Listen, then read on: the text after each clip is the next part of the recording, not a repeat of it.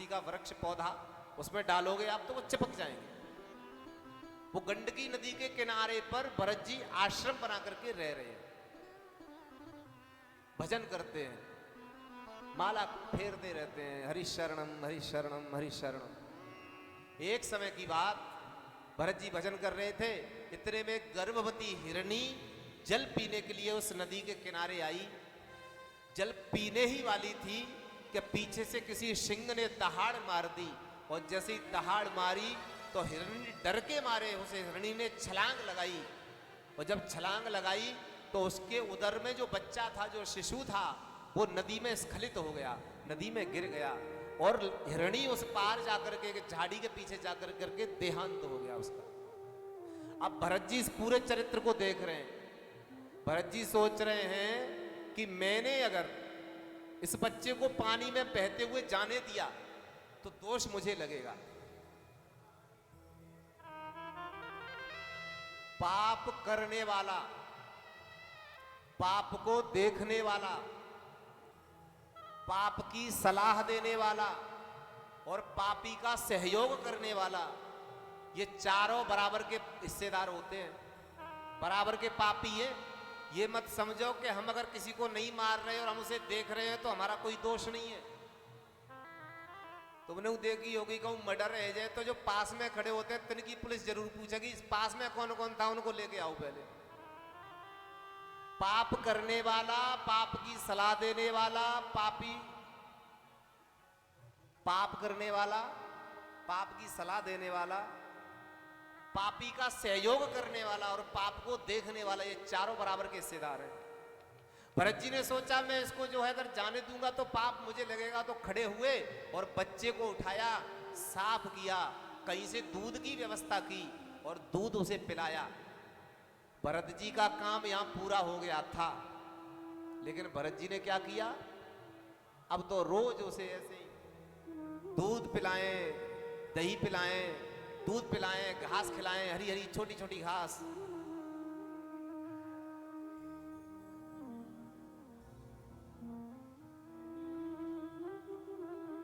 दूध पिलाते हैं, हरी हरी छोटी छोटी घास लेके आते हैं, वो खिलाते हैं।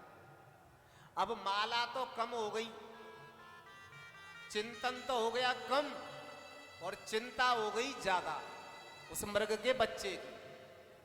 जब भी जब से खड़े हों, अरे बेटा कहाँ है, अरे बेटा कहाँ है। अब बेटा जो है कभी तो कंधे पे बैठ जाता है, कभी सिर पे बैठ जाता है, कभी कपोल चाटने लगता है, कभी गोदी में बैठ जाता है। भरत जी का हिरण के बच्चे में मोह हो गया। दो होते हैं, एक होता है प्रेम, हरि व्यापक सर्वत्र समाना, प्रेम ते प्रगट होए में जाना। भगवान प्रेम से प्रकट होते हैं। और दूसरा होता है मोह, और मोह सकल व्याधिन कर मूला। मोह जो है सभी व्याधियों की जड़ है, मोह नहीं होना चाहिए। भरत जी को मोह हो गया, भरत जी को मोह तो हो गया। अब आपको सब जानते हो जाति का तो जाति में ही मिलेगा जाकर के। एक दिन हिरणों का झुंड आया आश्रम की तरफ, भरत जी अंदर तप कर रहे थे। मृग के बच्चे ने सोचा कि मेरे जैसे तो ये है, जैसा मैं हूं वैसे ही ये है, फिर मैं यहाँ क्या कर रहा हूं।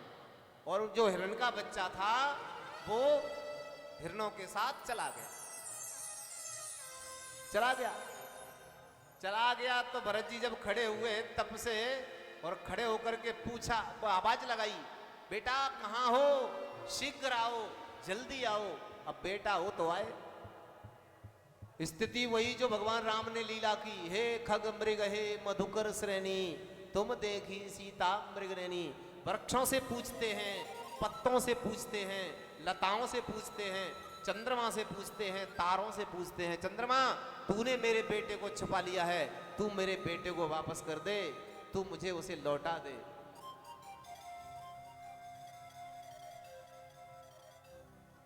और इतना वियोग हुआ, इतना वियोग हुआ कि मृग के बच्चे के ही चिंतन में ध्रुव जी, भरत जी के प्राण निकल गए। बोलिए गोविंद भगवान की।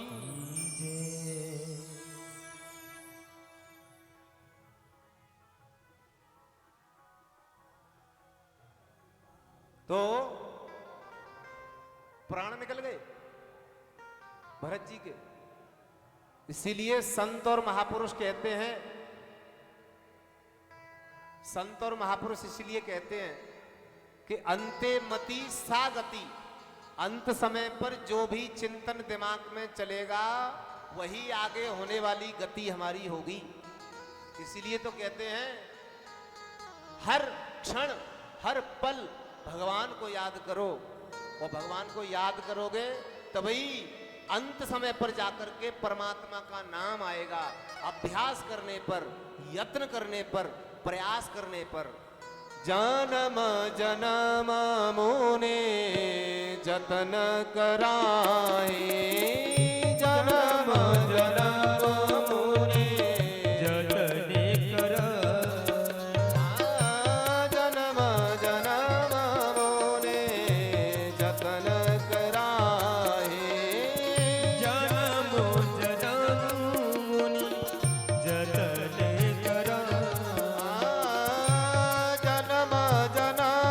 मुनि जतन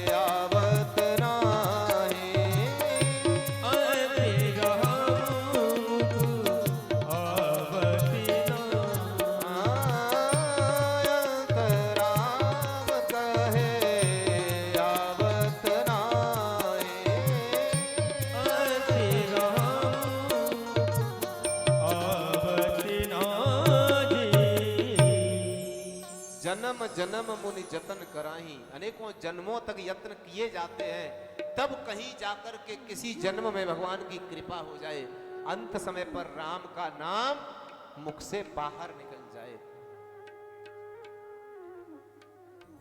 अगला जन्म भरत जी को मृग की योनि में मिला, लेकिन पूजा का यह प्रभाव था कि उन्हें अपने पिछले जन्म की याद थी कि मैं पहले जन्म में कौन था। तो अपने गुरु पुलह के आश्रम में जाकर के और सूखी सूखी घास खाते हैं। कहीं हरी घास खाऊं तो मेरा मोह हरी घास में न हो जाए। अब तो इतना डरने लगे, बोलते भी तो कहावत भी है, दूध को पीने के बाद जला हुआ आदमी छाछ को भी भूख भूख के पीता है।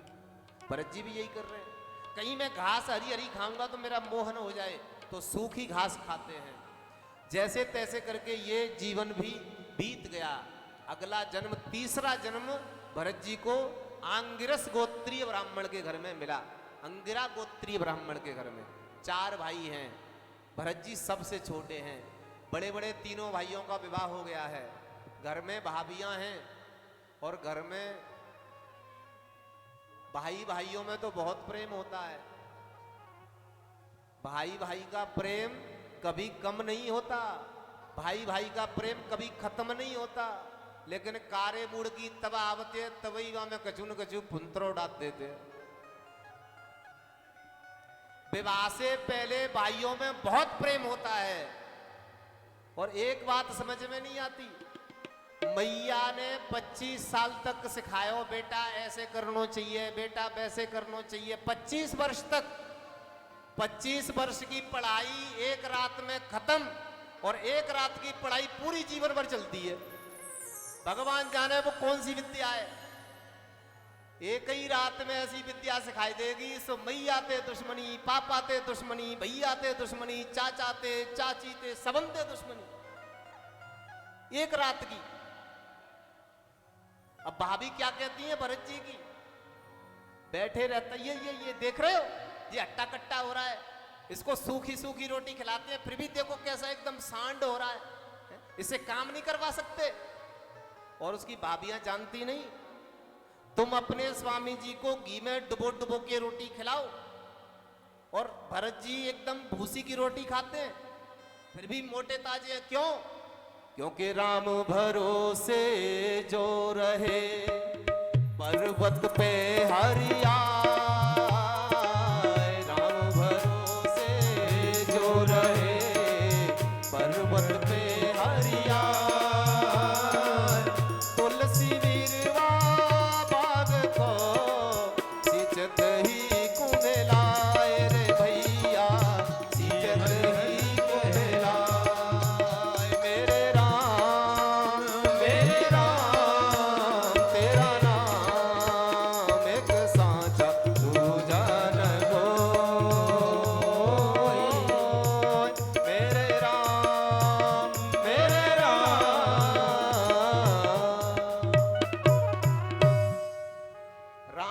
भरोसे जो रहे पर्वत पे हरियाए।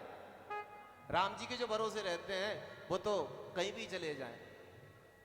अच्छा, भरत जी के भैया बोले काम कर भरत, तू खेत में जाके मेड़ डाल दे। मेड़ जानते हो? दो खेतों के बीच का जो पार्टीशन होता है उसको मेड़ कहते हैं। चल मेड़ बना दे जाके। भरत जी ने कहा ठीक है। फावड़ा पकड़ा दिया हाथ में। अब भरत जी खोदने लगे खोदने लगे खोदने लगे। एक तरफ गड्ढा कर दिया, एक तरफ पहाड़ बना दिया। थोड़ी देर बाद भाई आए। भाइयों ने कहा क्या कर रहा है भरत? भैया आप ही ने तो बोला था मेड़ बना दे। बोले ये मेड़ बन रही है? बोले हाँ, मैं तो यही समझता हूँ, इसी को मेड़ कहते होंगे। अच्छा चल, मेड़ नहीं बना पाएगा, तू एक काम कर, तेरे लिए हम मचान बना देते हैं। मचान, खेतों में लकड़ी गाड़ करके उसको ऊपर चारपाई रख देते हैं, उसको मचान कहते हैं। कोई भी जानवर, कोई भी पशु, कोई भी पक्षी खेत में आए तो उसे भगा देना। ठीक है भैया। मचान पे बैठ गए और बैठे बैठे भजन करने लगे भगवान का। इतने में क्या हुआ कि 2-4 गायें अपने खेत में आ गई और 2-4 गायें आ गई पड़ोसी के खेत में। तो भरत जी तुरंत उतरे मचान से और उतर करके जो पड़ोसी के खेत में गाय लगी थी उनको ला करके अपने खेत में पहुंचा दिया। अरे ये पुण्य फल के लेके पूरा ले जाएगा, इस पुण्य को तो आप हमें दो कि गाय हमारे खेत में चरेगी तो फल हमें ज्यादा मिलेगा। और जितनी भी गाय थी वो सब पक्षी जानवर सब अपने ही खेत में, और कीर्तन करने लगे। राम जी की चिड़िया राम जी को खेत, राम जी की चिड़िया राम जी को खेत, खाओ चिड़िया भरे भरे पेट। राम जी की चिड़िया राम जी को खेत, खाओ चिड़िया भरे भरे पेट।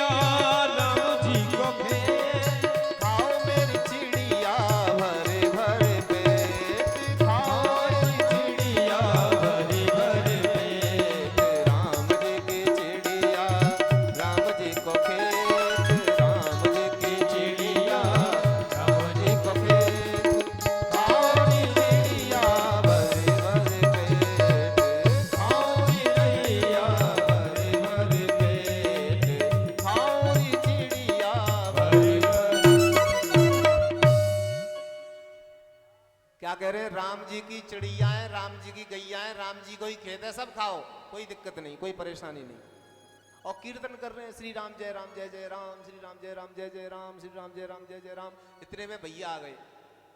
भैया ने देखा कि बाबूजी तो हाथ जोड़ के और ताली बजा के नेत्र बंद करके राम राम कर रहे हैं, और या दोनों गैया खेत में राम राम करे दे रही हैं। जाकर के पकड़ के हिलाया, भरत हाँ भैया क्या है, क्या कर रहा है? भजन कर रहा हूं। ये खेत में? बोले हाँ ये सब मैंने ही लाके करी है खेत में। तो अच्छा, तू फसल की सुरक्षा के लिए भेजा था कि फसल की बर्बादी के लिए भेजा था? भरत जी बोले भैया तुम्हें नहीं पता, यहां पर जो खेत में अन्न उगेगा वो तो यहीं रह जाएगा, लेकिन गैया और चिड़ैया खाएगी तो वही फल ऊपर जाएगा, वही धन ऊपर जाएगा। इसलिए मैं खेत की रखवाली ही कर रहा हूं, मैं खेत का जो स्थिति होनी चाहिए मैं वही कर रहा हूं। भगा दिया, चल भाग भाग, जब तेरी मुझे हमें जरूरत नहीं है, तू तो क्या करेगा जाने। एक बार भी भरत जी ने नहीं सोचा, न पूछा क्यों जाऊं कहां जाऊं, जैसे ही कहा भाग जा, चल दिए खड़े होके।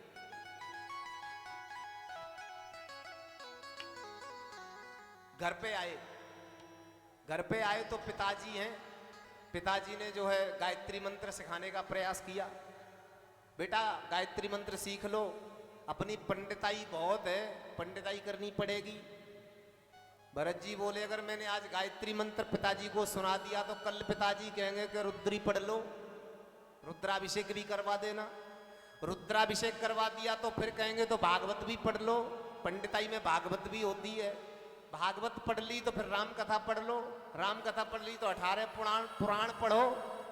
और ये कर्म बंध पराभव, मैं फिर बंध जाऊंगा कर्मों में। मैंने 3 जन्म तो अपने ऐसे ही बिता दिए, लेकिन अब मैं नहीं बोलूंगा। ज्यादा बोलना नहीं चाहिए, सुनना ज्यादा चाहिए। मार्कंडेय पुराण में लिखा है कि श्रुतम हरति पापानी तथा आरोग्यम प्रयच्छति। सुनने से रोग खत्म होते हैं और पापों का हरण होता है। रोग खत्म होते हैं और पापों का हरण होता है। बोलना कम चाहिए। भरत जी नहीं बोले तो पिताजी समझ गए कि ये तो जड़ है, ये तो मूर्ख है, तो आज से इनका नाम जड़ भरत हो गया। भाइयों ने घर से भगा दिया तो चलने लगे। चलते चलते चलते चलते चलते चलते जंगल में इन्हें एक डकैतों का सरदार मिला, जिसने माता भद्रकाली पर बलि बोली है, मैया भद्रकाली पर। उसने कहा कि मां अगर मेरे कोई पुत्र हो जाए तो मैं तुझे नर बलि चढ़ाऊंगा। मैया की कृपा से पुत्र हो गया। बलि के लिए जिस पुरुष को पकड़ के बांध रखा था, मौका मिलते ही वो बलि का जो पुरुष था वो भाग गया। तो अपने डकैतों से कहा सरदार ने, बोले एक काम करो, जाकर के कोई बलि के लिए ढूंढ के लाओ, नर बलि। तो डकैत जा रहे थे, सामने से मोटे ताजे हत्ते कट्टे एकदम भरत जी दिखे। बोले जे बाबा जी बढ़िया है, जब बाबा जी की बलि लेके तो मैया बहुत प्रसन्न होगी। कहा बाबा जी चलो। भरत जी ने नहीं पूछा कहां जाना है, क्यों जाना है, चलो। चल दिए। मंदिर में पहुंच गए। जंगल में जो मंदिर था, भरत जी को बढ़िया बढ़िया स्नान कराए गए, भरत जी को बढ़िया बढ़िया वस्त्र पहनाए गए और भरत जी को बढ़िया बढ़िया भोजन पकवान खवाए गए।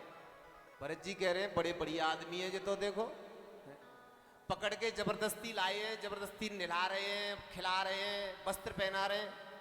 और जब भोजन करके निवृत्त हुए भरत जी, तो क्या किया उन्होंने, तलवार लेके सरदार खड़ा हो गया। तलवार लेके जैसे ही खड़ा हुआ तो भरत जी बोले भैया ये तलवार काय को दिखा रहे हो। तो डकैतों का सरदार बोला कि मालपुआ फ्री में ना मिले, तुम जो सोच रहे मालपुआ फ्री में मिल गए, तुम्हारी बलि चढ़ाई जाएगी अभी। भरत जी बोले जय के लिए मालपुआ खवाए रहे, हाँ मैया के सामने गर्दन करो, नीचे नीचे गर्दन करो। भरत जी बोले ठीक है मैं नीचे गर्दन तो कर लेता हूं, लेकिन मैं माई से पहले प्रार्थना कर लूं, एक बार मैं मैया को मना तो लूं। अगर मेरी बलि भी चढ़ गई तो मैया मेरी स्तुति को, मेरी प्रार्थना को तो सुन लेगी। तो बड़ी बढ़िया स्तुति भगवान मैया के सामने भरत जी करते हैं। आप लोग भी करें और माई की कृपा आप सबके ऊपर बरसे। मैया मनसा देवी की, मैया चंडी देवी की, मैया गंगा माता की, सब की कृपा आपके ऊपर हो। आइए माई को मनाते हैं।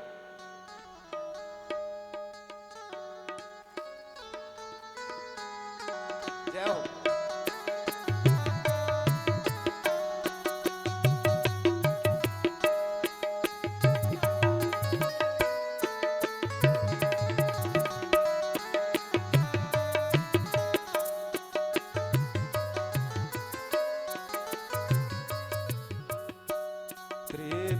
त्रिपुरेश्वरी भुवनेश्वरी, त्रिपुरेश्वरी भुवनेश्वरी, सुनो प्रार्थना परमेश्वरी।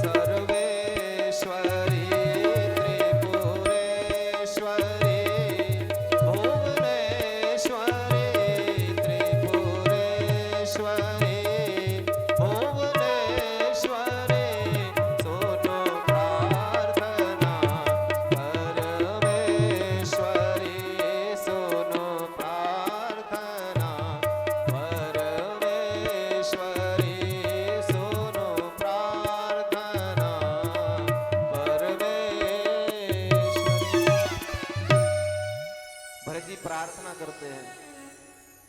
भरत जी ने प्रार्थना की तो डकैतों का सरदार कह रहा है तुम कर क्या रहे हो, वो तो बलि तो चढ़नी है, चाहे तो गालो चाहे रोलो। भरत जी बोले वो तो हमें भी पता है कि बलि किसकी चढ़नी है, वो तो हमें भी मालूम है, बलि हमारी चढ़ेगी कि कऊ और की चढ़ेगी, पहले मैया की स्तुति तो ढंग से कर लंदे भैया। श्री भरत जी महाराज कहते हैं अयि गिरि नंदिनी नंदित मेदिनी विश्व विनोदिनी नंदिनुते गिरिवर विंध्य शिरोधिनी वासिनी विष्णु विलासिनी विष्णुनुते भगवती हे सिद्धि कंठ कुटुंबिनी भूरि कुटुंबिनी भूतिकृते मां जय जय हे महिषासुर मर्दिनी रम्य कपर्दिनी शैलसुते सुरभर वर्षिणि धुरधर दर्शिणि दुरमुख वर्षिणि हर्षरते त्रिभुवन पोषिणि शंकर दोषिणि कल्मषमोषिणि घोषरते तनुजनि रोषिणि दुर्मद शोषिणि दुर्मनि रोषिणि सिन्धुसुते मां जय जय हे महिषासुरमर्दिनि रम्यकपर्दिनि शैलसुते अयि गिरिनन्दिनि नन्दितमेदिनि विश्वविनोदिनि नन्दिनुते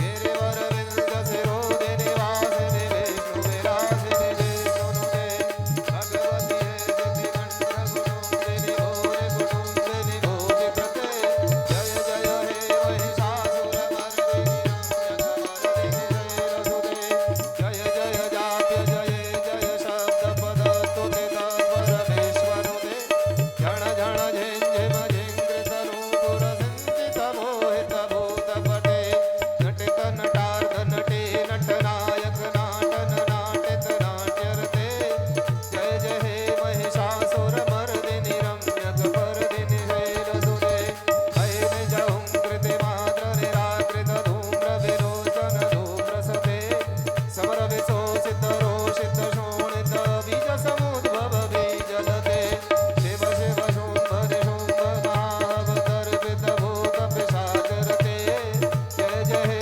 महिषासुरमर्दिनि रम्यकपर्दिनि शैलसुते जय जय हे महिषासुरमर्दिनि रम्यकपर्दिनि शैलसुते मां जय जय हे महिषासुरमर्दिनि रम्यकपर्दिनि शैलसुते मां जय जय हे महिषासुरमर्दिनि रम्यकपर्दिनि शैलसुते जय जय हे महिषासुरमर्दिनि रम्यकपर्दिनि शैलसुते जय जय हे महिषासुरमर्दिनि रम्यकपर्दिनि शैल बोलिए जगदम्बे मैया की, गंगा मैया की, सतगुरुदेव भगवान की जय जय श्री राधे श्याम। मैया की प्रार्थना की और प्रार्थना करने के बाद जब डकैतों के सरदार ने कहा कि नीचे गर्दन करो, तो भरत जी ने गर्दन नीचे की और जैसे ही नीचे गर्दन की तलवार उठाई डकैतों के सरदार ने, मारना ही चाहता है कि मैया भद्रकाली प्रकट हो गई। बोलिए भद्रकाली महारानी की। मैया भद्रकाली प्रकट हैगी और तुम जयकारो ही ना बोल ले, जयकारो ने ढंग से बोलो तो लगे कि हाँ कथा है रही है। ये सोती सी गंगा बहवे लगी है, 3 घंटा से हम अकेले ही चिल्लाए हुए लग रहे हैं। ये तो अच्छी बात ना, ने कहा तुम माओ सहयोग करो, कजू नाराजी है, नाराजी ना आती तो जयकारे बोलो, ने कहा हंसो, ऐसे बैठे मन का उन्हें जबरदस्ती बैठाते हैं लाए के। बोलिए वहां के बिहारी लाल की। मैया भद्रकाली प्रकट हो गई, तलवार उठाई और डकैतों के सरदार सहित सभी डकैतों की गोविंदाय नमो नमः कर दी। बोलिए वहां के बिहारी लाल की, सांचे दरबार की। भरत जी खड़े हुए, मैया को प्रणाम किया, मैया को प्रणाम करके मैया का धन्यवाद करके भरत जी वहां से चलते हैं। मैया से विदा लेकर के आगे चले तो एक राजा है सिंध सौवीर देश का, नाम है रहुगण। भवाटवी का ज्ञान सीखने जाता है। भवाटवी किसे कहते हैं सुन लीजिए ध्यान से। भव माने संसार और अटवी माने जंगल या झाड़ी संसार रूपी झाड़ी से, संसार रूपी जंगल से बाहर निकलने का मार्ग कौन सा है, यही सीखने के लिए राजा रहुगण गंगा सागर में कपिल मुनि के आश्रम में जाता है। और जाता कैसे है? 4 कहार अपने कंधों पर बिठा करके लेके जाते हैं पालकी में। समझ गए? संसार सागर से पार कैसे होना है, यह सीखने के लिए 4 कहारों के कंधे पे बैठ के जाता है राजा। राजा जो है, एक दिन एक कहार बीमार हो गया, तो राजा ने कहा कोई कहार ढूंढ के लाओ। कहार जो थे वो चले आ गए, तो भरत जी मिल गए। अच्छा ये तो बढ़िया है, इनका शरीर भी ठीक है, हम पे वजन कम आएगा, हम इन्हीं के ऊपर वजन डाल देंगे, बढ़िया है। चलो बाबा जी, राजा साहब बुला रहे हैं, चलो। भरत जी आ गए। भरत जी ने कहा कुछ नहीं, बोले कुछ नहीं, कहा इस पालकी को उठाओ, उठा ली, कंधे पे रखो, रख ली, चलिए, चल दिए। अब चलने लगे तो भरत जी तो संत हैं, संत न किसी को दुख देते और न किसी का दुख देख सकते, दोनों ही बातें हैं। किसी को दुख दे तो सकते ही नहीं, लेकिन देख भी नहीं सकते, क्योंकि संत हृदय नवनीत समाना। संतों का हृदय कैसा है? मक्खन की जैसा है। एक संत थे, गंगा जी में एक बिच्छू बह करके जा रहा था। बिच्छू तो संत सोच रहे थे ये बिच्छू बह रहा है, थोड़ी देर में मर जाएगा, तो उसके डंक को पकड़ करके किनारे पर रखना चाहते थे। लेकिन जब वो डंक से हाथ लगाते तो वो डंक मार देता, तो बिच्छू हाथ से छूट जाता। पहली बार उठाया, उसने डंक मार दिया, फिर छूट गया, फिर उठाया, फिर डंक मार दिया, फिर छूट गया, फिर उठाया, फिर डंक मार दिया, फिर छूट गया। ऐसा कम से कम 85 बार हुआ। संत जो है बिच्छू को उठाते हैं किनारे पे बिठाने के लिए, किनारे पे छोड़ने के लिए, लेकिन बिच्छू डंक मार देता है। किसी तीसरे ने आकर के कहा, महाराज जी, जब ये बिच्छू बार बार आपको डंक मार रहा है, बार बार आपको पीड़ा दे रहा है, तो आप क्यों इसे बार बार उठा रहे हैं? तो संत ने क्या जवाब दिया? बोले जब ये 250 ग्राम का बिच्छू अपना स्वभाव नहीं छोड़ रहा, तो मैं 70 किलो का अपना स्वभाव कैसे छोड़ दूं? इसका स्वभाव डंक मारना है, मेरा स्वभाव दूसरे का दुख दूर करना है। जब ये अपना स्वभाव नहीं छोड़ सकता, तो मैं अपना स्वभाव कैसे छोड़ दूं? ये संतों के लक्षण हैं, ये संतों के गुण हैं। भरत जी पालकी उठा करके चल दिए, और चले तो जैसे ही कोई कीड़ा मकोड़ा चींटी चींटे आते हैं, तो भरत जी छलांग लगाते हैं, उछल जाते हैं। अब आप देखो, पालकी चलाने वाला अगर छलांग उछलेगा ऊपर, तो पालकी में बैठने वाले की क्या दशा होगी? पालकी चलाने वाला जब उछलेगा तो पालकी में बैठने वाले का सिर फूटेगा। पहली बार जब कीड़े मकोड़े आए तो भरत जी उछले, और जैसे ही उछले तो राजा का सिर बांस से टकराया। राजा बोला, ए कौन है, ढंग से पालकी ढोनी नहीं आती? 3 कहार बोले, राजा साहब हम तो सही चल रहे हैं, लेकिन जो नया नया आया है यही गड़बड़ कर रहा है। तो देखा, ढंग से चलो, कुछ नहीं बोले, चुप रहे, चल दिए।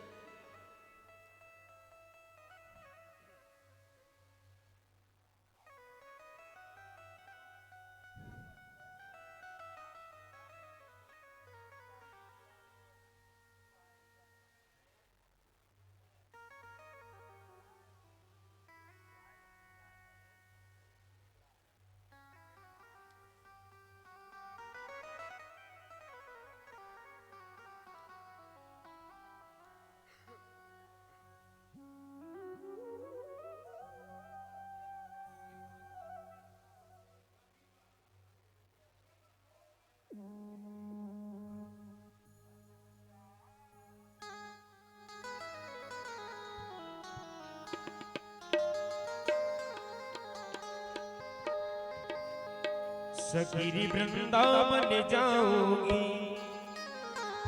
सगिरी वृंदावन जाऊंगी, हरि मेरे उठे दिले की पीर। सगिरी वृंदावन जाऊंगी, हरि मेरे उठे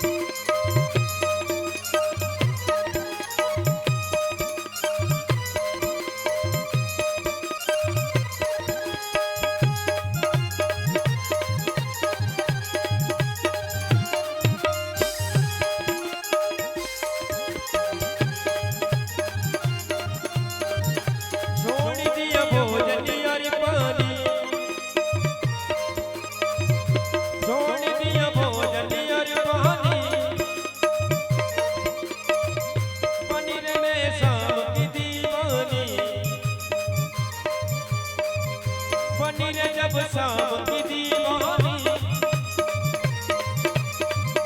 कनह को जाए बनाऊंगी हरि मेरा मन गावयो है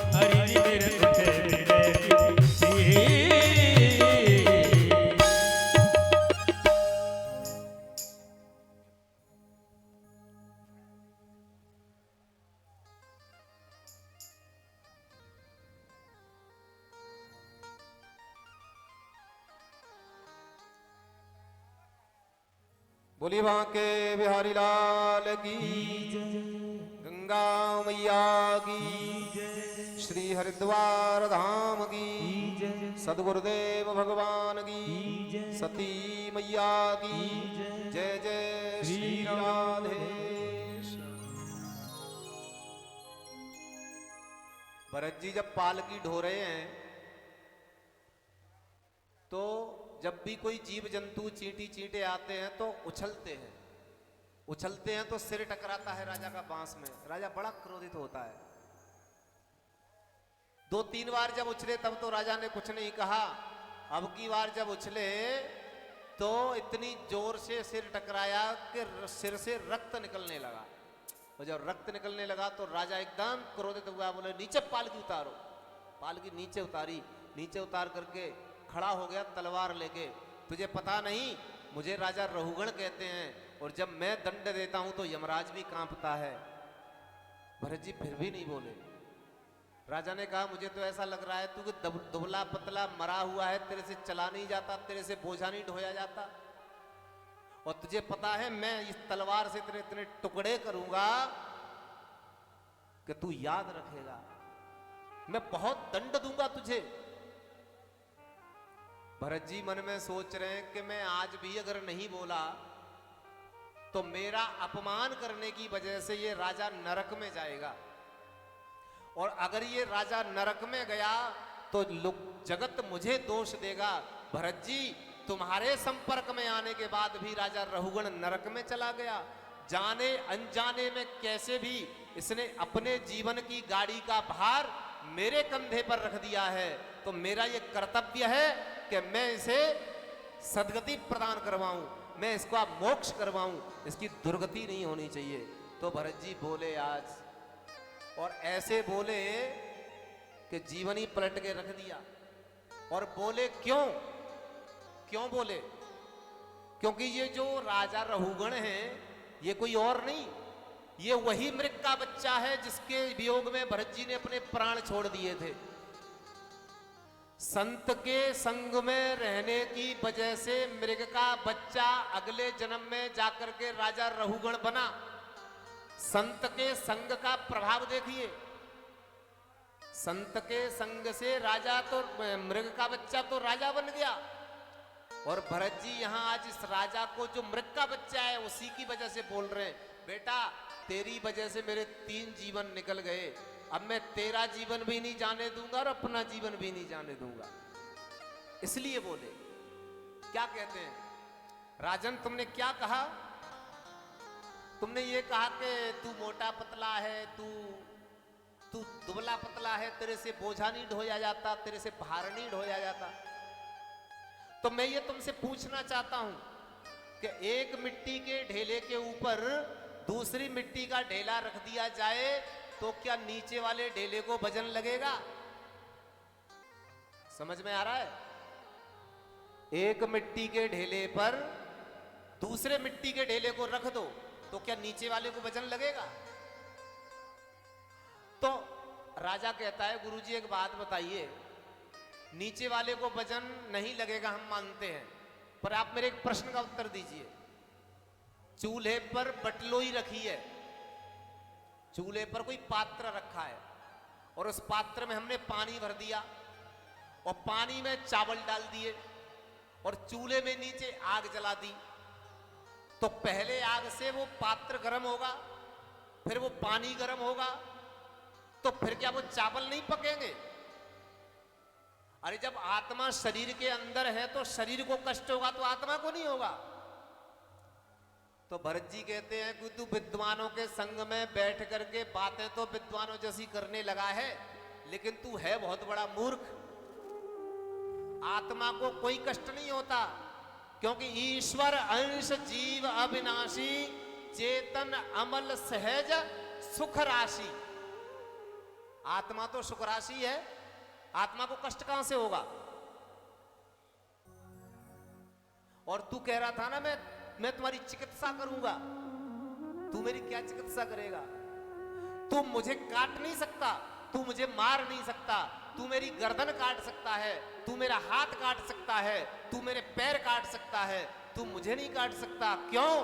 क्योंकि भगवान गीता में कहते हैं, नैनम छिन्दन्ति शस्त्राणि नैनम दहति पावक न चैनम क्लेदयन्त्यापो न शोषयति मारुतः। न आप वायु मुझे सुखा सकती, न जल मुझे गला सकता, न अस्त्र मुझे काट सकता और न अग्नि मुझे जला सकती, न वायु मुझे सुखा सकती।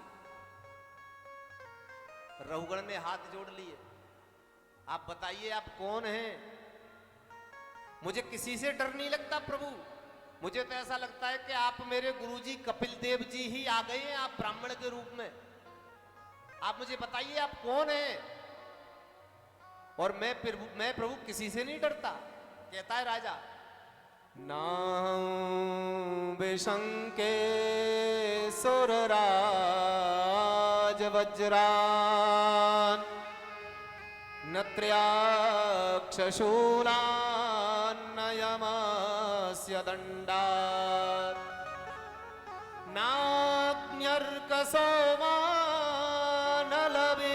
नाग्न्यर्कसोमानलवित्तपास्त्रा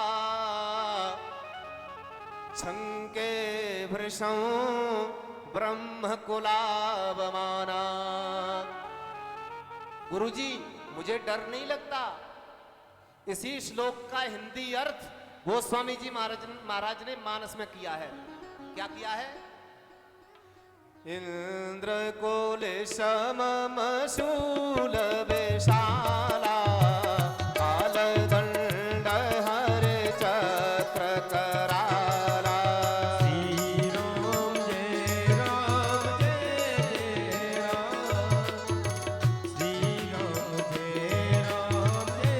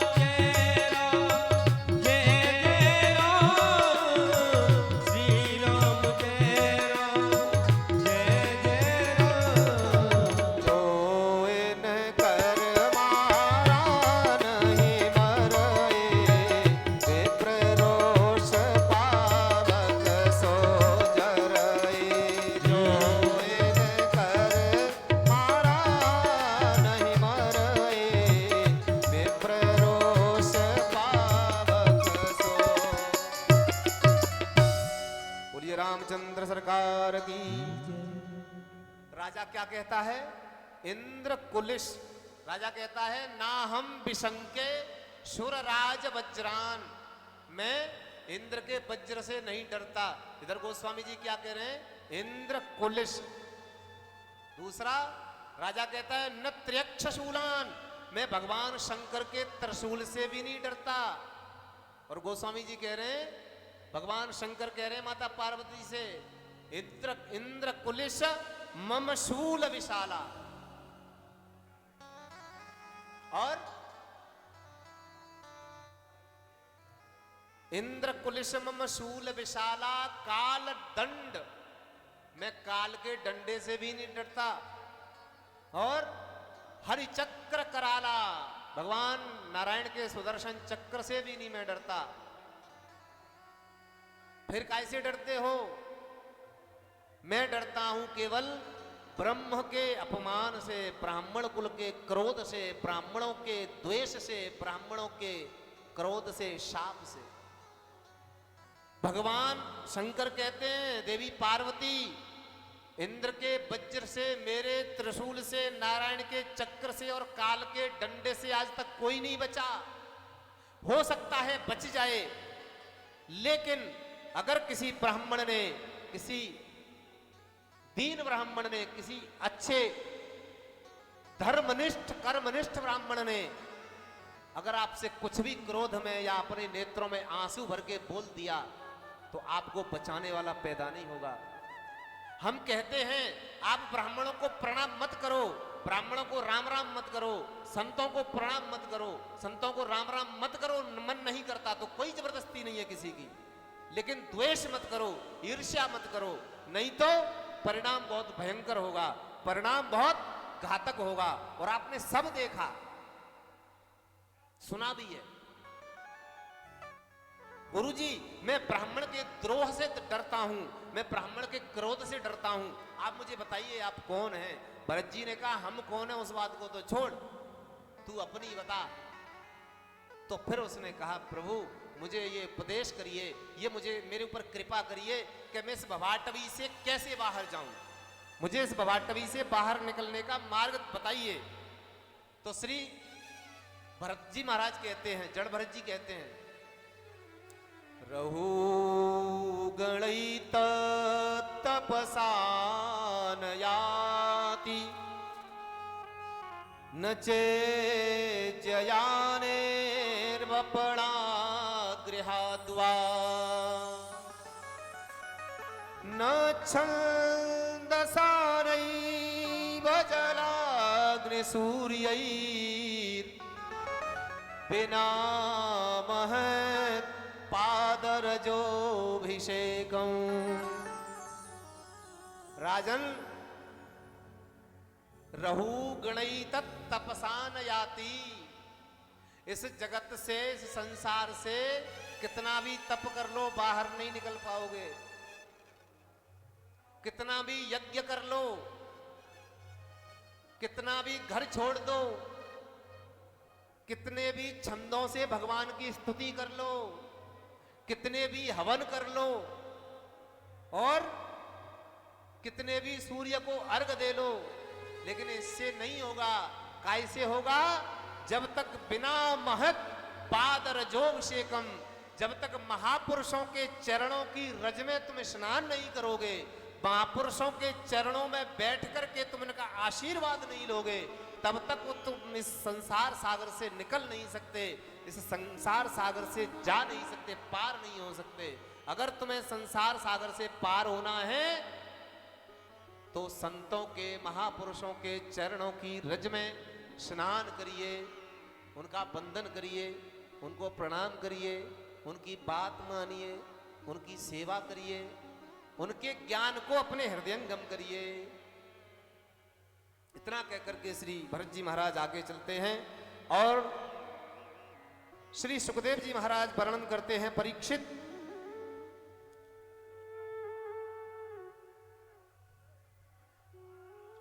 मैंने तुम्हें प्रियव्रत के वंश का वर्णन सुनाया, अब सुनिए नरकों का वर्णन। भूगोल खगोल का वर्णन और फिर नरकों का वर्णन। श्री पद्म पुराण के अनुसार 84 प्रकार के नरक होते हैं। पद्म पुराण में 84 प्रकार के नरक हैं और श्रीमद् भागवत में 28 प्रकार के नरक हैं। सुखदेव जी बताते हैं, राजन, जो व्यक्ति किसी की स्त्री का या किसी के धन का हरण करता है, उसे कुंभीपाक नरक में खौलते हुए तेल के कढ़ाई में डाल दिया जाता है।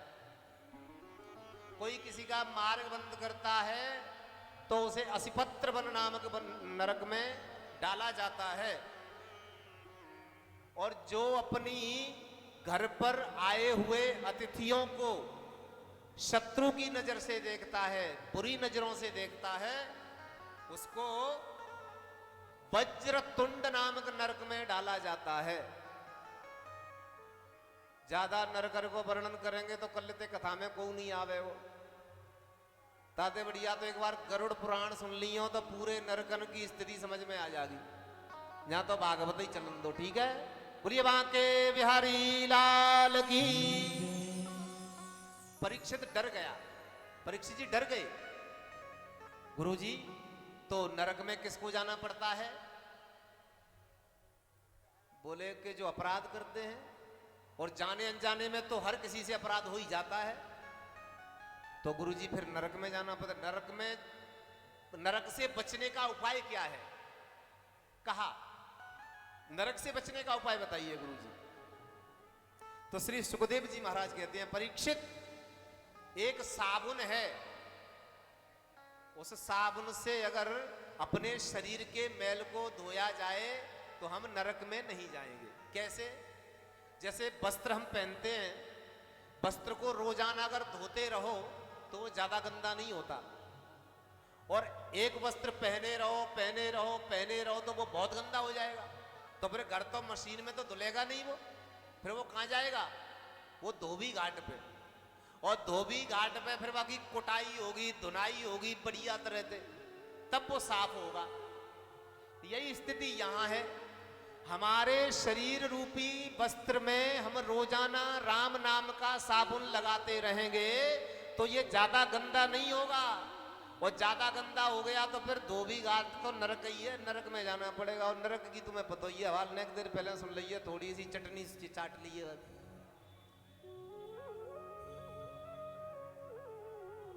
श्री सुखदेव जी कहते हैं, राजन, के चित केवलया भक्तिया वासुदेव परायणा अघनम अघं धुनुवन्ति कार्त्स्नेय निहारमेव भास्करः। केचित केवल या भक्तिया, अगर नरक से बचना है तो केचित केवल, केवल भगवान की भक्ति करो। वासुदेव परायणा, वासुदेव में एकदम परायण होकर के, वासुदेव के प्रति समर्पित होकर के, वासुदेव के प्रति एकदम समर्पण कर दो। अघम धुनवंती कार्त्स्नेय, भगवान का जब भजन करोगे तो तुम्हारे पाप धुल जाएंगे और तुम एकदम जैसे सूर्य नारायण का प्रकाश होता है ऐसे तुम्हारा भी प्रकाश चारों ओर फैलने लगेगा। तो कहा परीक्षित ने, गुरुजी कोई प्रमाण है जिसके केवल नाम से ही उद्धार हो गया हो? बोले हाँ, एक प्रमाण है। क्या प्रमाण है? तो सुखदेव जी बता रहे हैं, एक बार नीलगिरी पर्वत पर अगस्त ऋषि शालिग्राम भगवान को स्नान कराते हुए मैं पहुंच गया। अगस्त ऋषि स्नान करा रहे थे तो मैं पहुंचा, तो फिर उन्होंने मुझे ये कथा सुनाई। अब ये कथा कोई साधारण तो होगी नहीं, सुनिए। अगस्त ऋषि सुना रहे हैं। अगस्त ऋषि कौन है? जिन पर भगवान शंकर भी जिनसे कथा सुनने जाते हैं वो अगस्त ऋषि हैं। अगस्त ऋषि कथा सुना रहे हैं। सुन कौन रहा है? सुखदेव जी महाराज। और हाथ में क्या है? शालिग्राम शिला, भगवान शालिग्राम। भगवान शालिग्राम की सेवा करते हुए अगस्त ऋषि नीलगिरी पर्वत पर इस कथा को मुझे सुना रहे थे, जो मैं तुम्हें सुनाने जा रहा हूं। सुनिए। कान्यकुब्जे द्विजः कश्चित् दासी पतिरजामिल नामना नष्ट सदाचारो दास्यां संसर्ग दूषितः। कान्यकुब्ज यानी कन्नौज नगर में एक ब्राह्मण रहता है। बढ़िया तपोनिष्ठ कर्मनिष्ठ ब्राह्मण है। ब्राह्मण के 6 कर्म होते हैं। ब्राह्मणों के 6 कर्म हैं। बोलिए बांके बिहारी लाल की। परम सौभाग्य हमारा, आज महाराज श्री जी के दर्शन हुए। महाराज श्री जी अंबा के पास में स्थान है और बहुत ही बढ़िया महाराज जी हमने दर्शन किए हैं। आज आशीर्वाद देने आए, मैं बहुत भाग्यशाली हूं।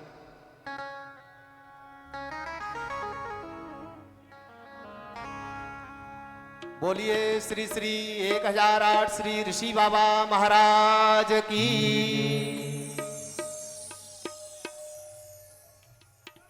मेरा तार प्रभु से जोड़े ऐसा कोई संत मिले। मेरा तार प्रभु से जोड़े ऐसा कोई संत मिले। ओ मेरा तार प्रभु से जोड़े ऐसा कोई संत मिले।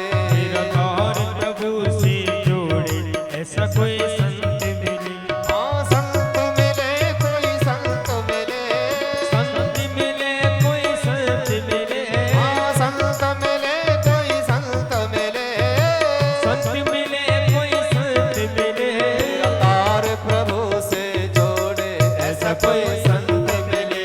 मेरा तार प्रभु से जोड़े ऐसा कोई संत मिले। मेरा तार प्रभु से जोड़े ऐसा कोई संत मिले।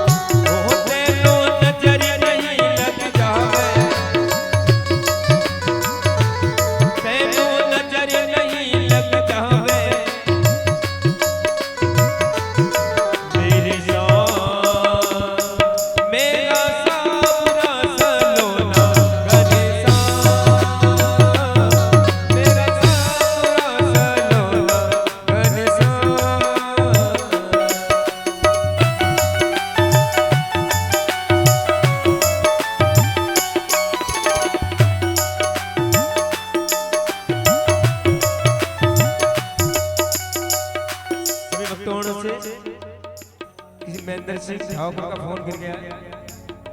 महेंद्र सिंह राठौर।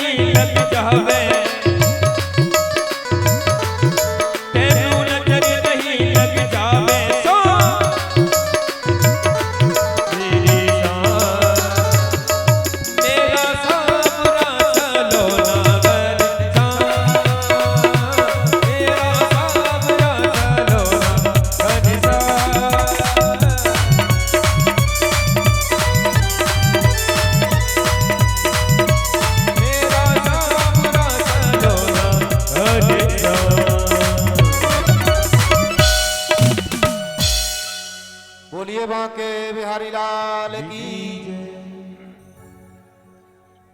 अभी आपने जो देखा ये दिल्ली से पधारे हैं। दिल्ली में हमारी कथा करवाती है कमेटी इनकी श्री बांके बिहारी धर्म प्रचारक समिति। इस समिति के द्वारा इस कथा के लिए 11,000 रुपए का सहयोग किया गया है। आप लोग जोरदार तालियों से इनका स्वागत करें, सम्मान करें। इनके जीवन में दिन दूनी और रात्रि चौगुने के रूप में उन्नति को प्राप्ति हो, ऐसी भगवान से हम प्रार्थना करते हैं, ऐसी हम भगवान से याचना करते हैं। दूसरी बात यह है कि ये कथा किसी एक विशेष व्यक्ति की नहीं है, ये हम सब लोगों की कथा है। जो भी इसमें पूजन करना चाहते हैं वो पूजन करने के लिए कार्यालय पर संपर्क कर सकते हैं। प्रातःकाल देवता विराजमान है वहाँ वेदियों पे, वहाँ पूजन कर सकते हैं। सायंकाल में आरती कर सकते हैं। जो भी इस कथा में सहयोग करना चाहते हो वो कार्यालय पे संपर्क कर ले। बोलिए बांके बिहारी लाल की। आइए कथा में, कैमरा कर दो बंद।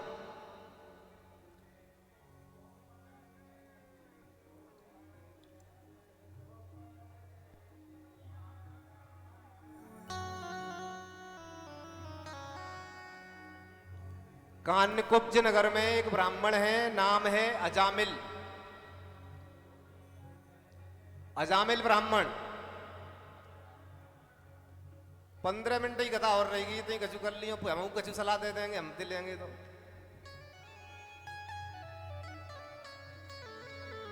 अजामिल नाम का ब्राह्मण है, बड़ा कर्मनिष्ठ है, रोजाना अग्निहोत्र करने वाला, रोजाना गरीबों को दान करने वाला, रोजाना मंदिर जाने वाला, रोजाना गायों की सेवा करने वाला। एक दिन क्या हुआ, जंगल में समिधा लेने गया हवन के लिए। सुनिए ध्यान से, हवन करने के लिए समिधा लेने जंगल में गया और वहां जाकर के एक दूषित स्त्री को एक दूषित पुरुष के साथ इसने देख लिया तो इसकी बुद्धि में विकार प्रकट हो गया। शरीर के अंदर पाप प्रवेश करता है नेत्रों से और शरीर के अंदर धर्म प्रवेश करता है कानों से। इस बात को ध्यान रखना।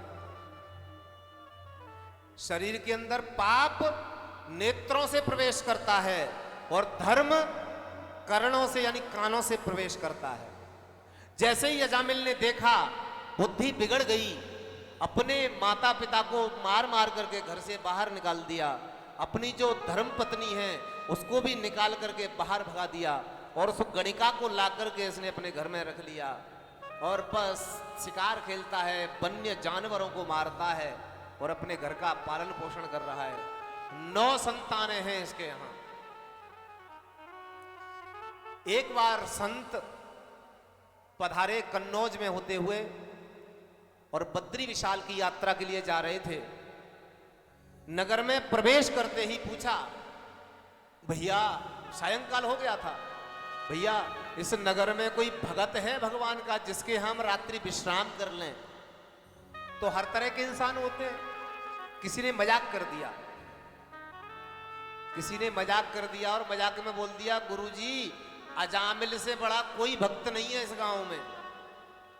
अच्छा ठीक है, तो बताइए अजामिल का घर कहां पर है? इधर सीधे चले जाइए। नगर के मध्य में पहुंच गए, पूछा किसी से, भैया अजामिल का घर कहां है? तो कोई सज्जन थे, उन्होंने कहा, महाराज जी अजामिल के यहां क्यों जा रहे हो? अजामिल तो बहुत बड़ा पापी है। संत ने कहा, नहीं, हम जब नगर में प्रवेश कर रहे थे तो किसी ने हमें बताया कि अजामिल तो बहुत बड़ा भगत है। सज्जन ने कहा, गुरुजी अजामिल कोई भगत नहीं है, अजामिल तो बहुत बड़ा ठगत है, वो भगत नहीं है। संत बोले, अगर अजामिल भगत नहीं है तो हम उसे भगत बना करके जाएंगे, लेकिन रुकेंगे हम अजामिल के दरवाजे पे ही, और किसी के दरवाजे पे नहीं रुकेंगे। क्योंकि संत कृपा कब हो जाए कुछ पता नहीं, भगवंत कृपा कब हो जाए कोई जानकारी नहीं।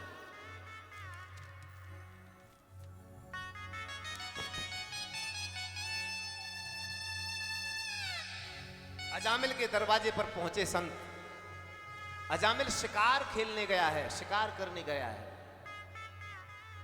गणिका घर पर है। आवाज लगाई, अलख निरंजन। गणिका जो थी निकल के आई बाहर, प्रणाम किया, महाराज जी भाग्य खुल गए, मेरे तो आप मेरे दरवाजे पर पधारे हैं, मैं तो बड़भागी हूं, मैं तो भाग्यशालिनी हूं, आप मेरे दरवाजे पे आए हैं, मैं आपकी क्या सेवा कर सकती हूं? संत ने कहा, कोई सेवा नहीं करनी, हमें तो केवल रात्रि भर विश्राम करना है तुम्हारे दरवाजे पे, सुबह होते ही हमें बद्री विशाल की यात्रा करनी है। गणिका ने कहा, गुरुजी भोजन हम करके आए हैं, एक बार पाते हैं, वो पा करके आए हैं, जल हमारे कमंडलू में है, तुम बिल्कुल चिंता मत करो, तुम तो आराम से सो जाओ। गणिका ने जो है दौड़ी दौड़ी घर में अंदर गई, अंदर जाकर के बाल्टी भर के लाई एक पानी की, कपड़े लेकर के आई और दौड़ती दौड़ती जंगल की तरफ जाने लगी। और जिधर से अजामिल आ रहा था उस रास्ते में दौड़ रही है। अजामिल के पास आती उसने कहा, ये फेंको, तो एक कंधे पे हिरण मरा हुआ रखा है, एक कंधे पर शुकर मरा हुआ रखा है, पूरा शरीर खून से लथपथ है, पूरा शरीर खून से लथपथ है और चला आ रहा है। गणिका ने कहा, फेंको सबको, फेंक दिया। स्नान करो, स्नान कराए, वस्त्र पहनो, वस्त्र पहनाए। अब सुनो, हाँ, संत पधारे हैं दरवाजे पे और तुम्हें जाकर के उनको प्रणाम करना है और बोलना है कि महाराज आप मेरे दरवाजे पर आए, मेरे भाग्य उदय हो गए, मैंने आपका दर्शन किया। ठीक है, बोल दूंगा। गणिका ने पूछा, क्या बोलना है? बोला कि बोल दूंगा, महात्मा जी तुम्हारे भाग्योदय हो गए, तुमने मेरे दर्शन कर लिए। गणिका बोली, चुप रहना, तुम्हें कुछ नहीं कहना, तुम तो प्रणाम करना केवल। तो अजामिल आया, संतों को प्रणाम किया।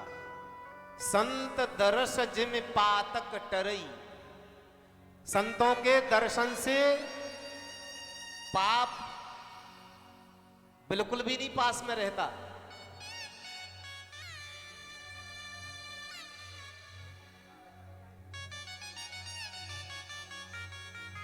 रात्रि हुई, रात्रि में अजामिल संत के पास आया 8 बजे, कहा गुरुजी भोजन।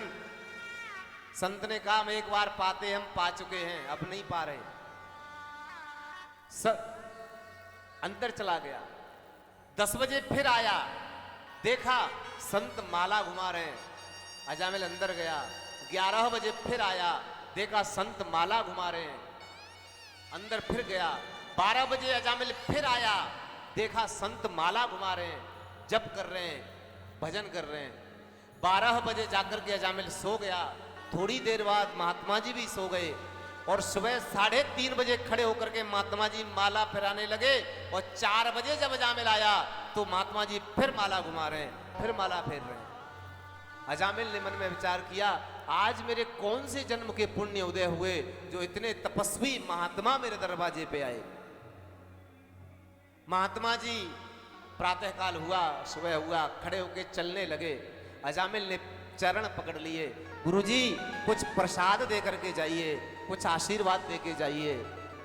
संत ने कहा कितनी संतानें हैं? महाराज 9 हैं, 10वीं होने वाली है। तो जो संतान होने वाली है उसका नाम तू नारायण रख लेना, तेरा कल्याण हो जाएगा, तेरा उद्धार हो जाएगा। रख लिया, नाम रख दिया नारायण।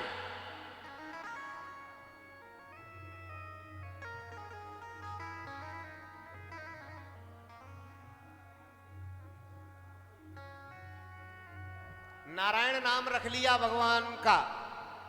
सबसे छोटी जो संतान है भगवान का जो नाम है नारायण, वो रख लिया उस संतान का। अब आप सुनिए, छोटी संतान पर प्रेम होता है मां का और बड़ी संतान पर प्रेम होता है पिता का। ऐसा होता है कि नहीं? परीक्षित जी तुम ही बताओ, ये बात सही है? और बीच वाले भगवान की कृपा से हम बीच के ही हैं।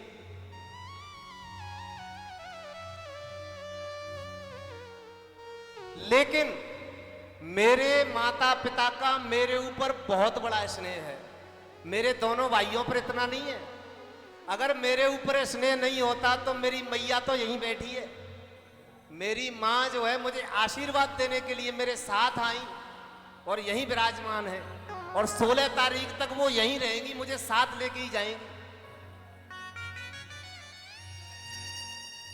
तो छोटे बेटे पर अधिक स्नेह हो गया अजामिल का, ज्यादा स्नेह हो गया।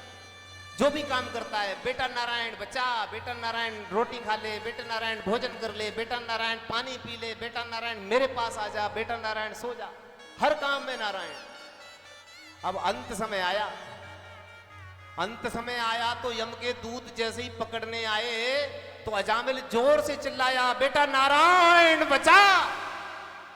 और जैसे ही आवाज लगाई तो भगवान ने अपने पार्षद भेज दिए, जाओ कोई भक्त कष्ट में है। अब यम के दूत तो वहां आ गए, भगवान के पार्षद आ गए। भगवान के पार्षदों ने दूतों से कहा, भाई तुम काले कलूटे कौन हो? भाई कौन हो तुम काले कलूटे?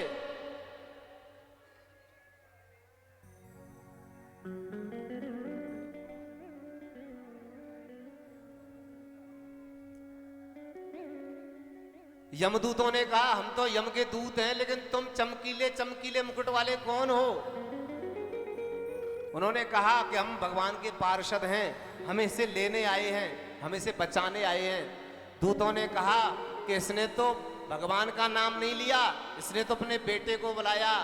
तो बेटे भगवान के पार्षद कहते हैं कि पहला नाम नारायण भगवान का था या इसके बेटे का था? पहले तो भगवान का ही तो नाम था, भगवान का नाम लेंगे तो भगवान ही तो आएंगे। जब नहीं माने यमदूत तो पार्षदों ने मार मार के भगा दिया। दूतों ने जाकर के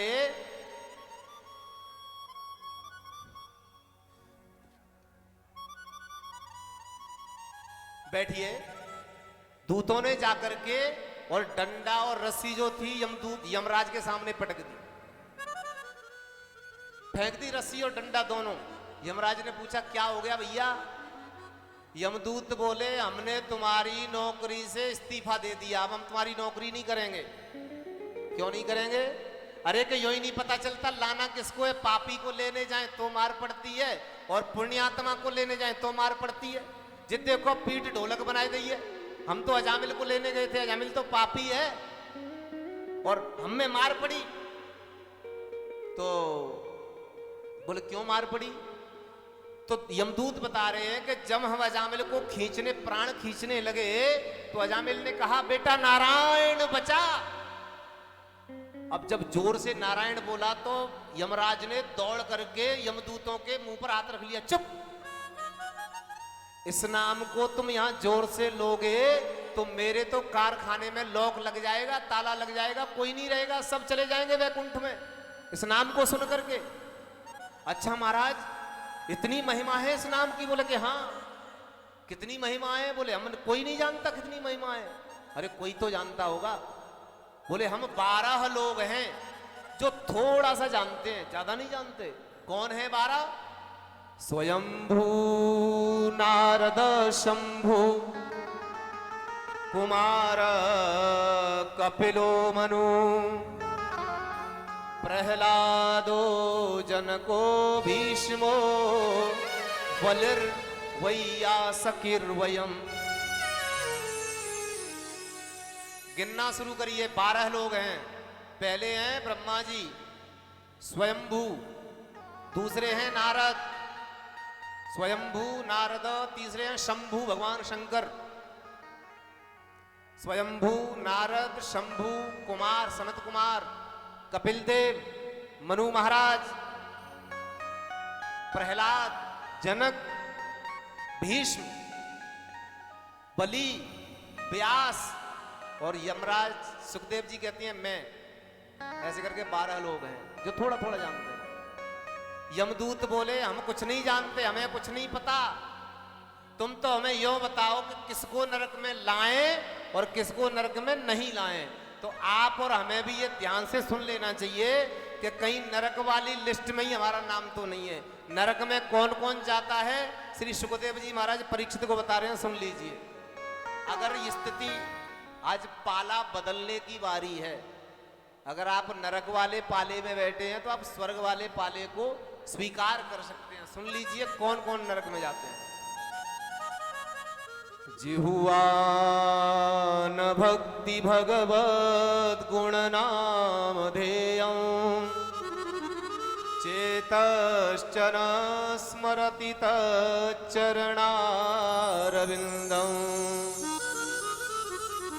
कृष्णायनो नमतयाच्छिरये कदापि तानानयध्वविसतो मसतो अकृतवृष्णुकृत्यान्। कौन कौन जाते हैं सुनिए। जिह्वान भक्ति भगवत गुण नाम ध्येयम, जिसकी जीभ कभी भी भगवान का नाम नहीं लेती,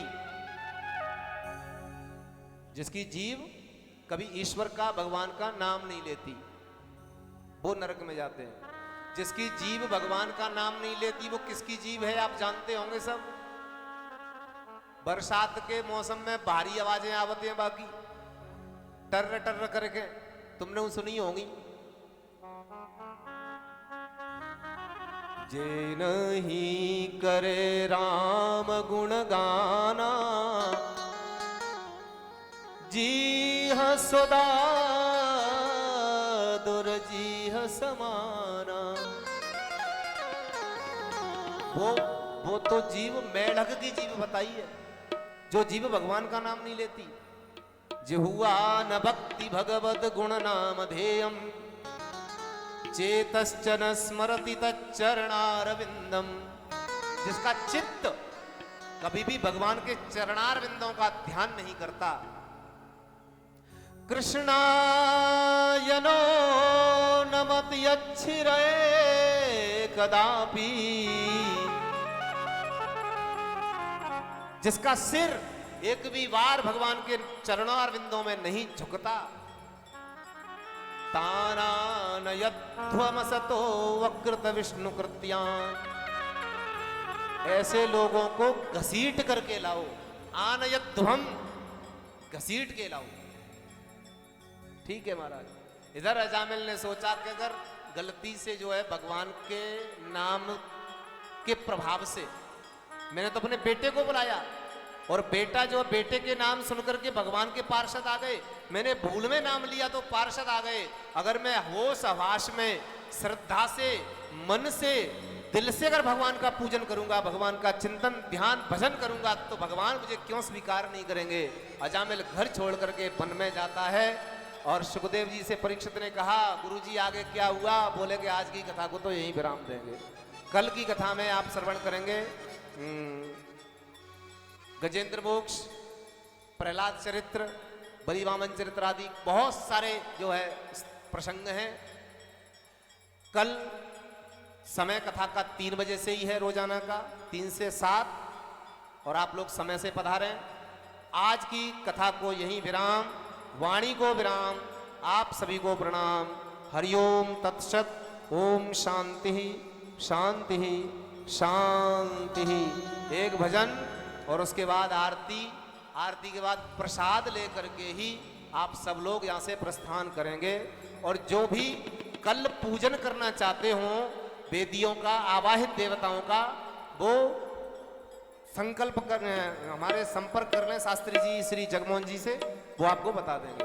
बोलिए बांके बिहारी लाल की, श्रीमद् भागवत महापुराण की, सती मैया की, गंगा मैया की, श्री हरिद्वार धाम की, मनसा देवी मैया की, चंडी देवी मैया की, शंकर भगवान की, श्री रामचंद्र सरकार की, श्री हनुमान जी महाराज की, मोनी बाबा सदगुरुदेव महाराज की, श्री महंत जी महाराज की। नमः पार्वती पतये हर हर हर महादेव। जय जय श्री राधे, जय जय श्री राधे, जय जय श्री राधे।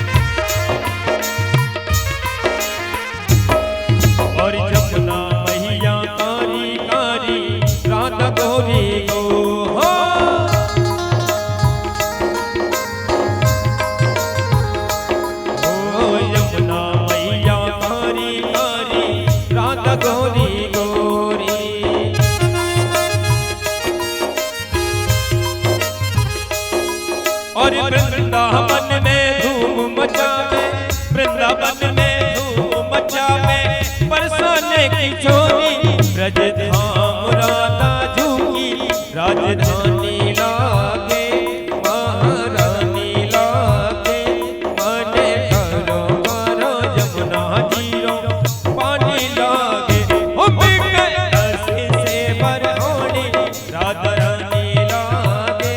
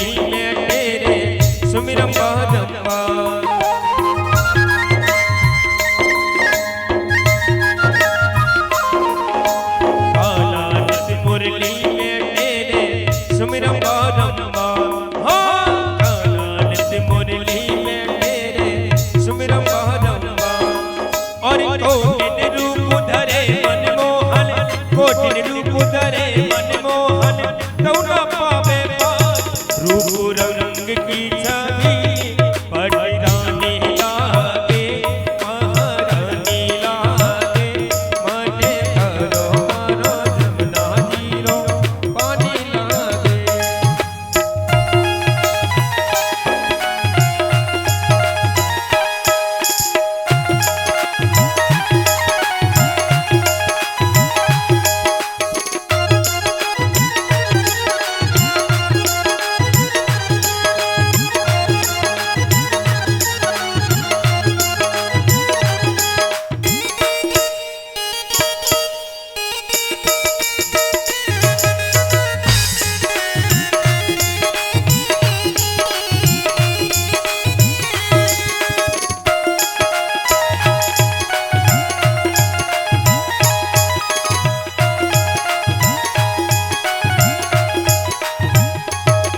और ना बावे मन महन मिश्री, अब न कोई मिठाई।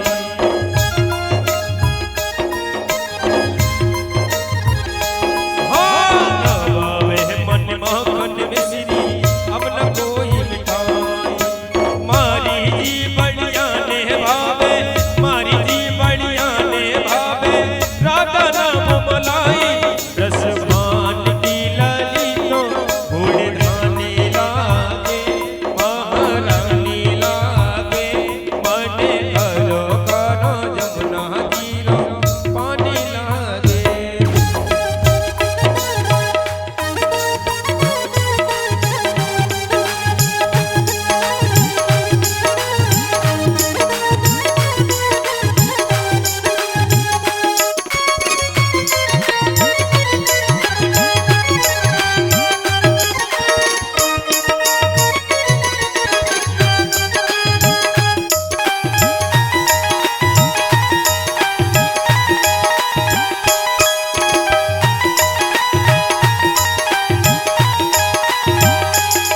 और राधा नाम रटते हैं जो नर नाटोया,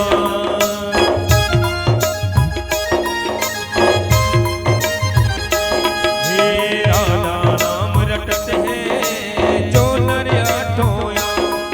और दिल की वादा दूरी करती है, दिल की वादा दूरी करती है, राधा राधा नाम रूप रंग की छवि, बड़ी रानी लागे महारानी लागे, माने घरो घरो जमुना जीरो पानी लागे।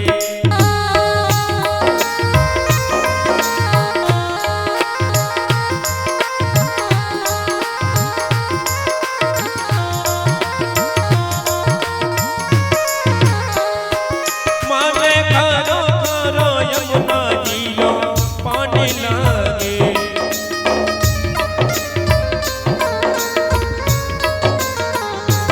माने घरो घरो यमुना जीरो पानी लागे।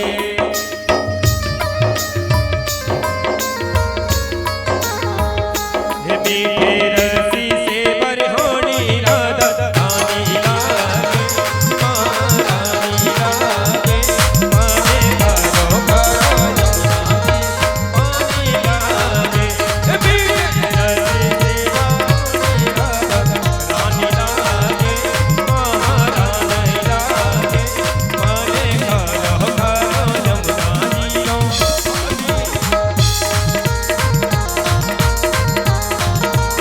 पानी लागे।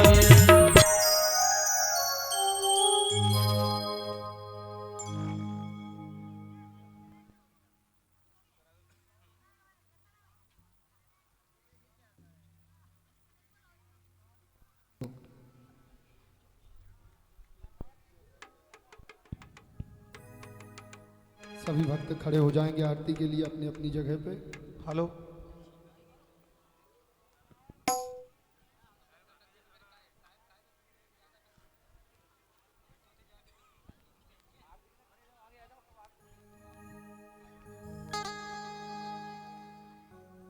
हरि ओम मा चंद्रमा मनसो जातक सूर्यो सूर्यो अजायता सूत्राद्वायश्च प्राणश्च मुखा जग्निरजायता।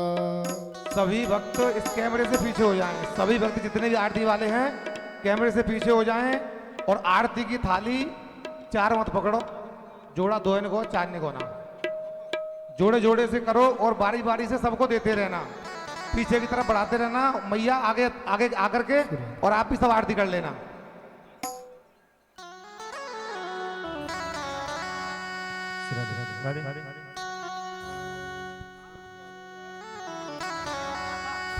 बांके बिहारी तेरी आरती गाऊं, बांके बिहारी तेरी आरती गाऊं।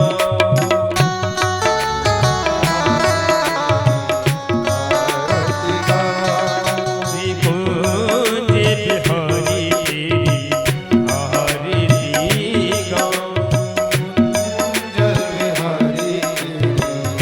आरती गाऊं।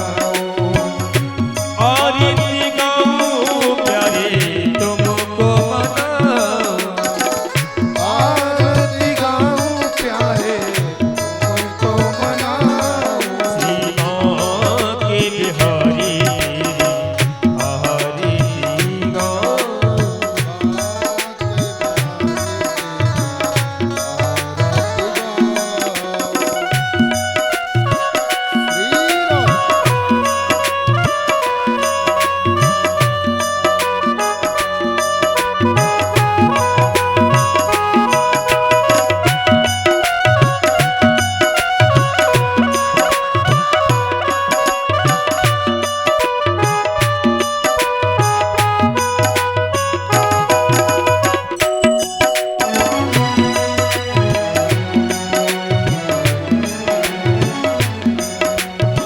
मोरी मुकुटी तेरे शीश पे सोहे, प्यारी वैसी मुनि मन मोहे। और मुकुट तेरे शीश पे सोहे, प्यारी बंसी मोर मन मोहे। देख सबीली बली हारी में जाऊं, देखी छवि भले हारी में जाऊं। श्री बांके बिहारी आरती गाऊं। बांके बिहारी तेरी आरती गाऊं।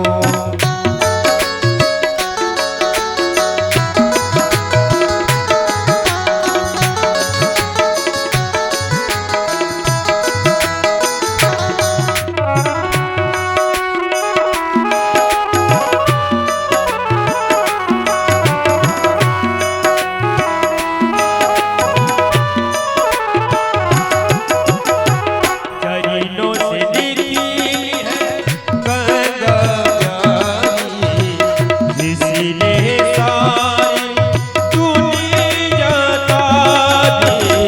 चरणों से निकली है गंगा प्यारी, जिसने सारी दुनिया तारी। उन चरणों को शीश लगाऊं, उन चरणों को शीश नवाऊं। श्री बांके बिहारी तेरी बांके बिहारी तेरी आरती आरती गाऊं। श्री बांके बिहारी तेरी आरती। श्री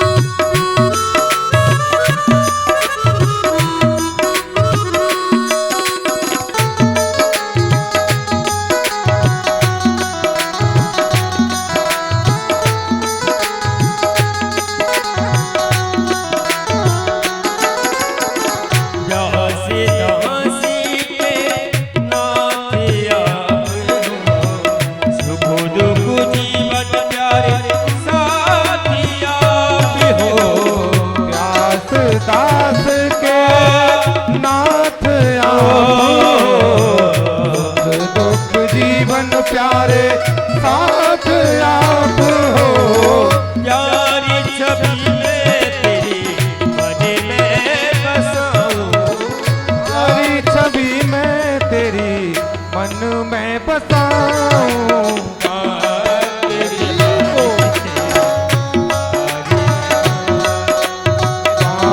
के बिहारी तेरी आरती गाऊं।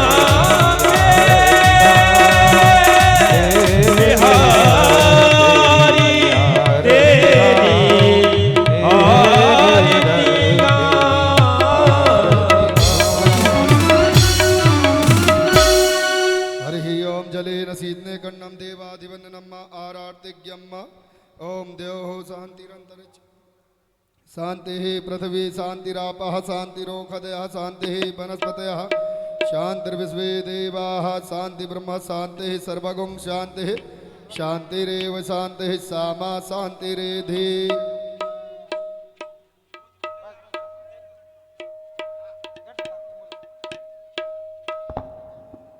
हस्ते अच्छत पुष्पम गृहीत्वा